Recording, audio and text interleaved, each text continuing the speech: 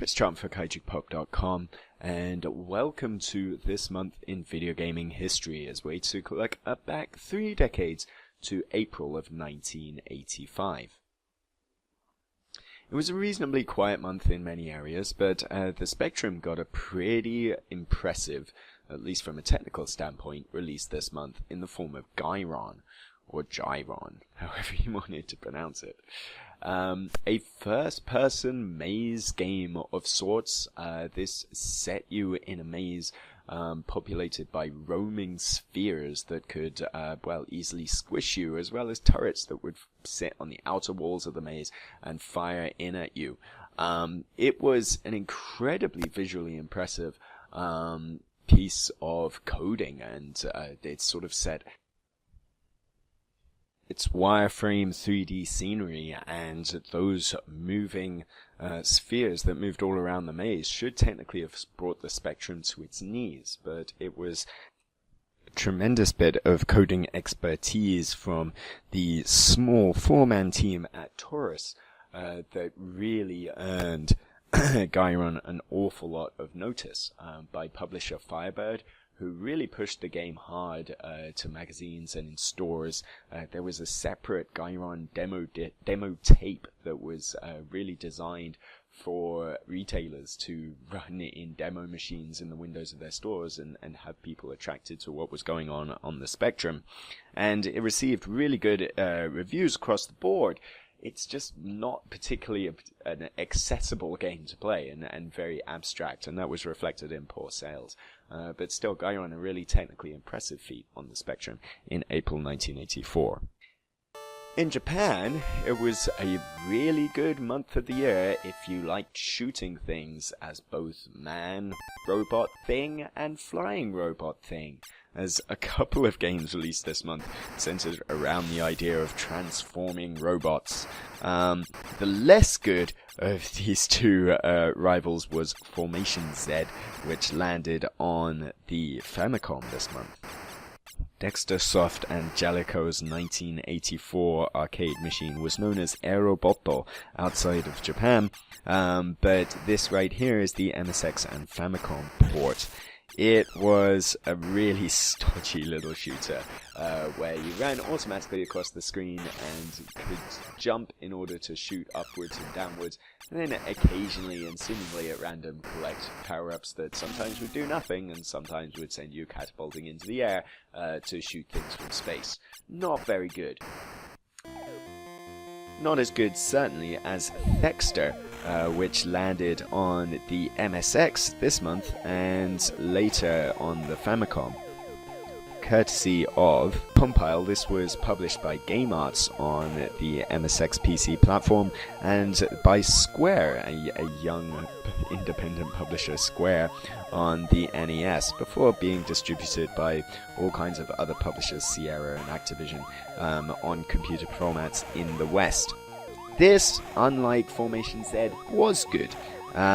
It was a game where, again, you controlled a little robot, but this time, instead of forced scrolling and forced running, you were kind of more left to free roam in a large maze, and there was sort of senses, in a way, of the later Metroid in Thexder. Even though you weren't gaining abilities and moving and exploring, there was this greater sense of sort of exploring a wider space than simply being forced forward.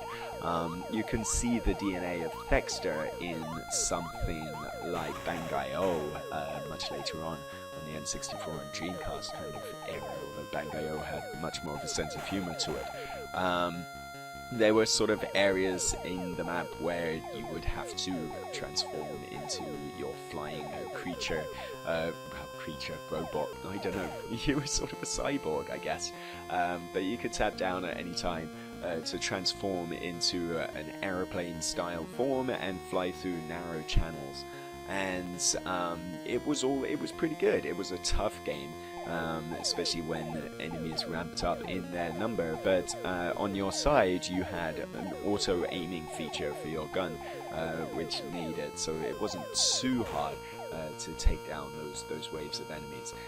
It wasn't the prettiest game, especially when it headed over to the Famicom port you're seeing here, but it was a pretty cool experience by Compile in April 1985. Staying on the Famicom, and there were quite a few other titles coming out in April 85 after March was pretty much dead. First was Taito's Space Invaders, which, well, it was Space Invaders. Really, even beyond Namco's pulling across of Gallagher and Galaxian, this truly felt old, even though it was only about 7 years old at this point. But Space Invaders truly felt retro to a 1985 audience. It was an improved port, I suppose. It had color that was genuine color, as opposed to color being provided by an overlay over a monochrome screen. But this really, truly felt like a retro sort of SD redux instead of the HD reduxes of today, so it was quite easily ignored.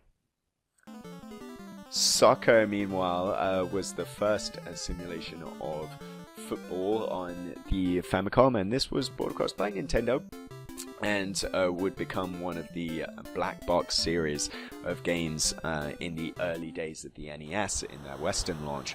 This was a pretty enjoyable six-a-side footballing game that was tricky. It kind of was always hard to figure out which member of your team you were controlling at any one time, and you would very often get confused when the control would switch. Basically, every player you were controlling, you were also controlling the goalkeeper simultaneously. So it was very, very difficult to defend using your defender to tackle, as well as maintain a position for your goalie to block any shots that were coming in.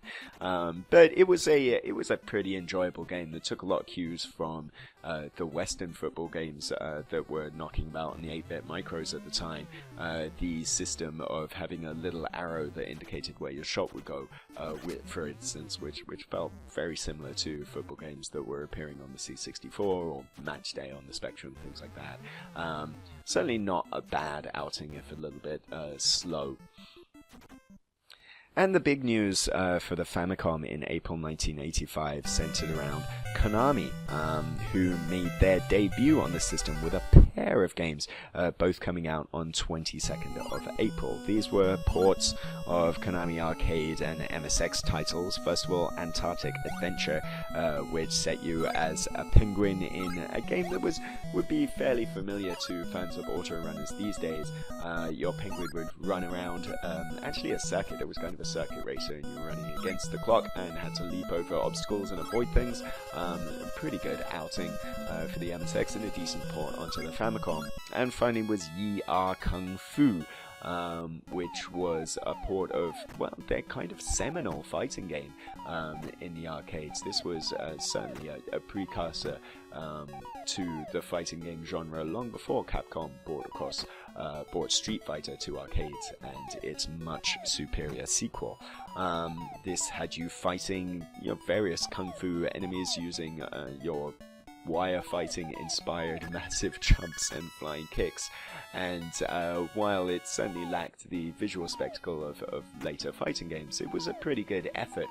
The Famicom port was a lot harder than its MSX cousin. I couldn't get past the first fight in here, and there were an awful lot of collision detection problems as you're seeing in the video, but yeah, two really good outings on the whole by Konami on the Famicom to debut on that system. And that's April of 1985. For a full feature on the events of April 1985, 1995, and 2005, check out This Month in Gaming History on kaijupod.com.